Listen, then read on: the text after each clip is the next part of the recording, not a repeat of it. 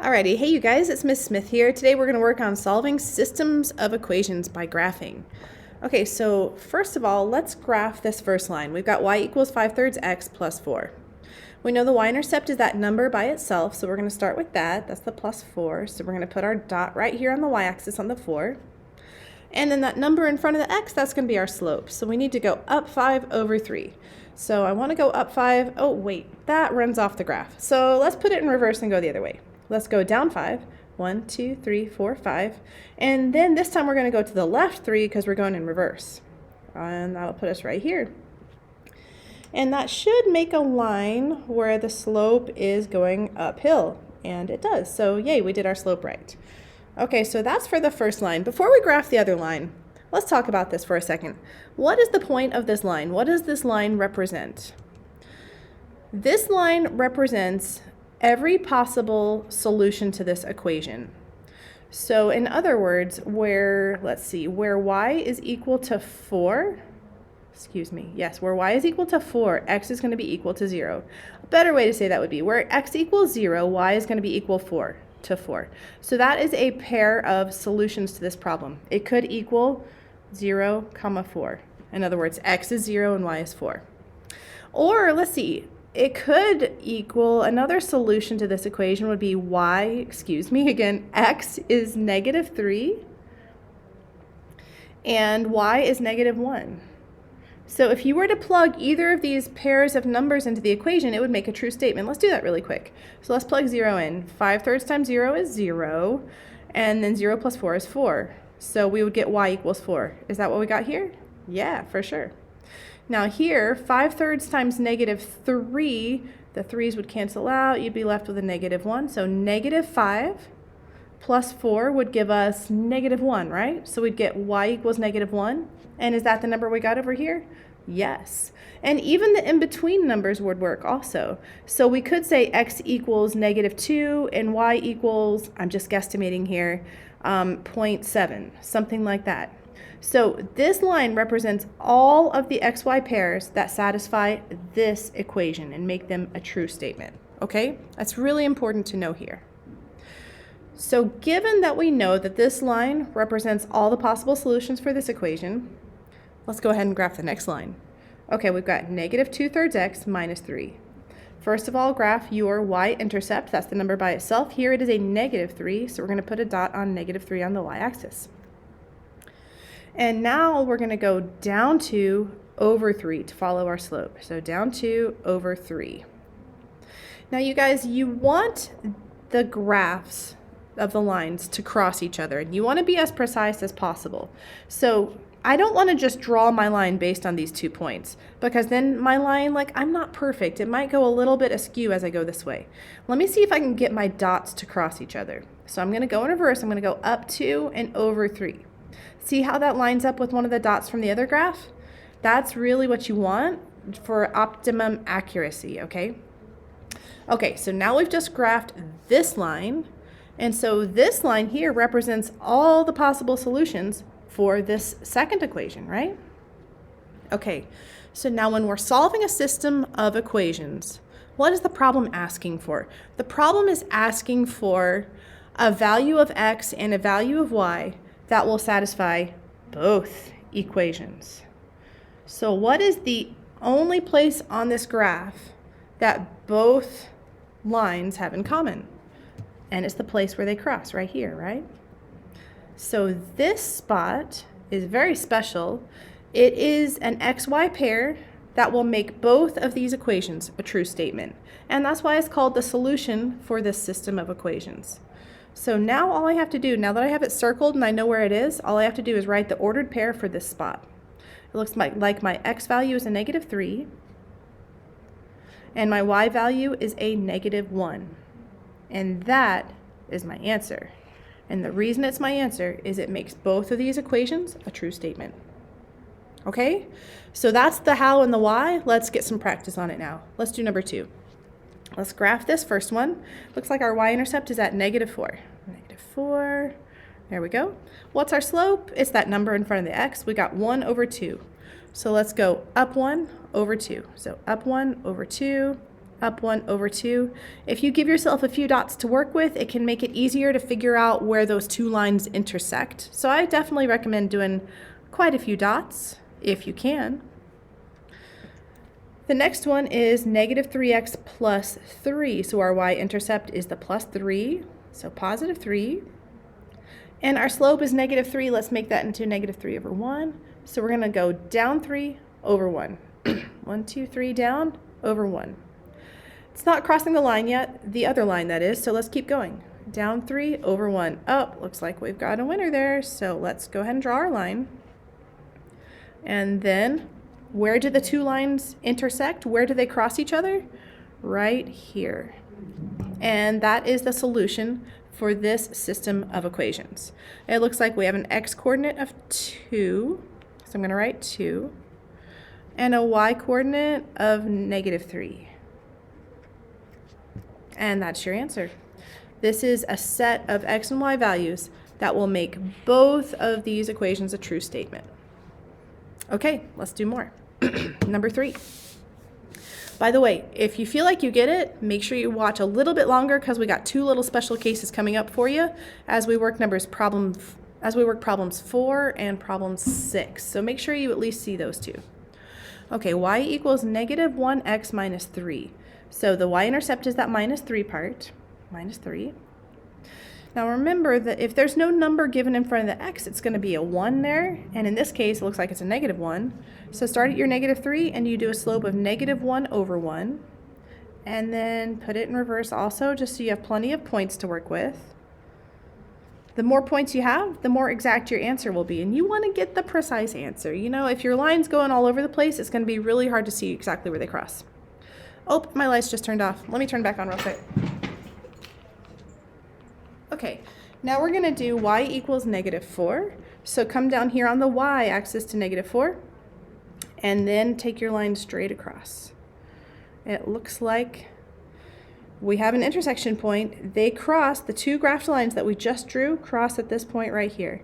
So now we just have to write the xy pair for that. We have 1, comma, negative 4. And that's your answer. Okay, we're going to get to our first special case here, so stick with me. Let's graph the lines first and then we'll see what they do. So the first one, start at negative 4, that's your y-intercept, and it looks like the slope is negative 3. So we're going to go down 3 over 1. Oh, we ran off the graph here. So let's put it in reverse and go up 3. 1, 2, 3, and to the left 1. Up 3, 1, 2, 3 to the left, and up 3 to the left. And then you can draw your line.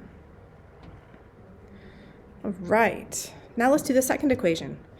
This time we're going to start at negative 2, it looks like. And our slope is negative 3. Oh, it's the same slope. Okay, cool.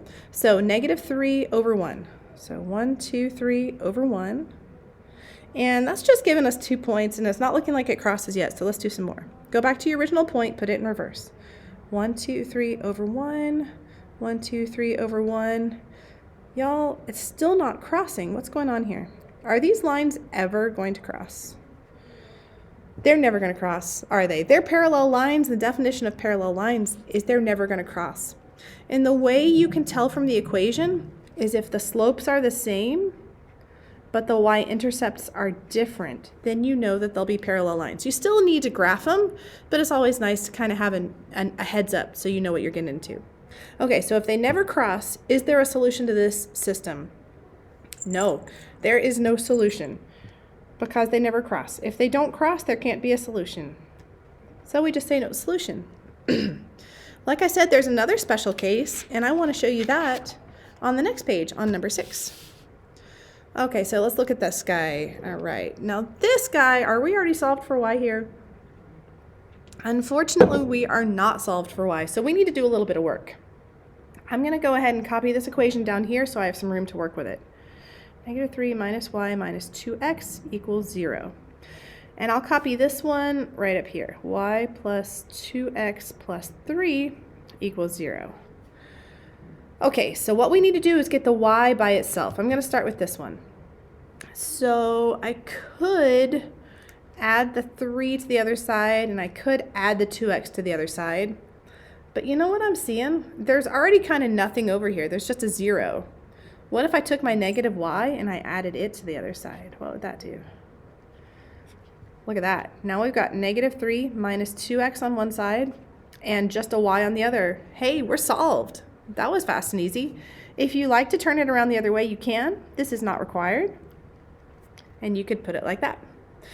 Either way, you have your y by itself, so now we can tell what the y-intercept is. It's the number by itself on the other side. So negative 3 is the y-intercept.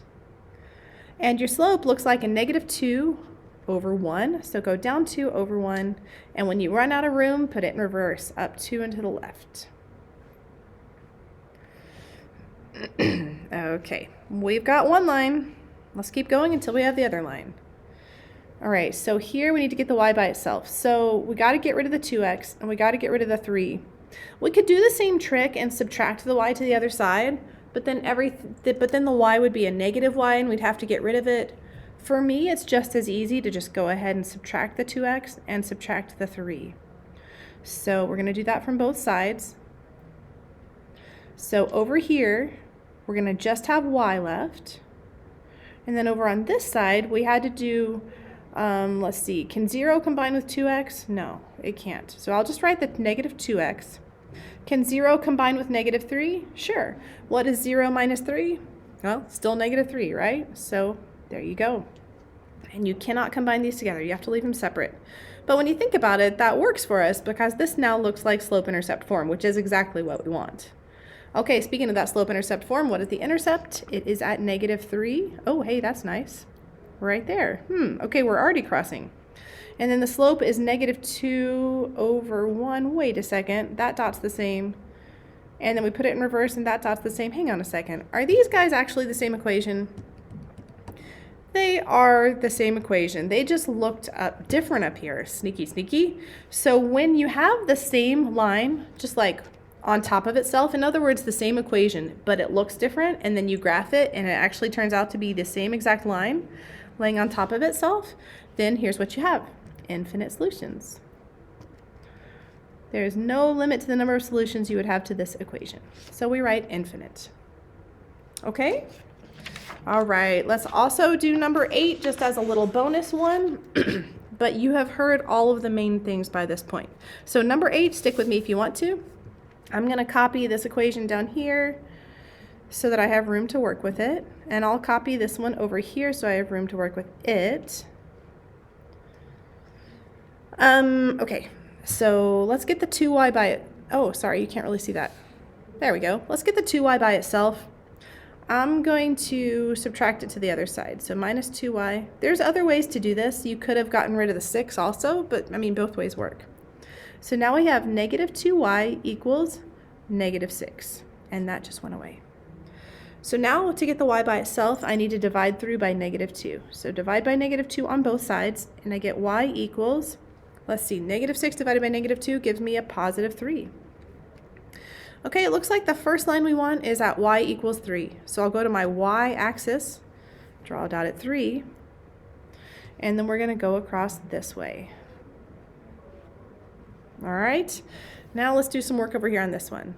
We need the y by itself. So we're going to start by getting rid of the number that's farther away from the y, okay? Get rid of the 8 first. Getting rid of the number that is added or subtracted. And we're left with negative 4y equals negative 5x plus 8. Okay, we're getting closer. And then on our final step for the solving, this is really important. When you divide off the negative 4, both of these terms need to be divided by that negative 4, okay? You can't just divide one or the other. They both have to be divided by negative 4. Now that went away.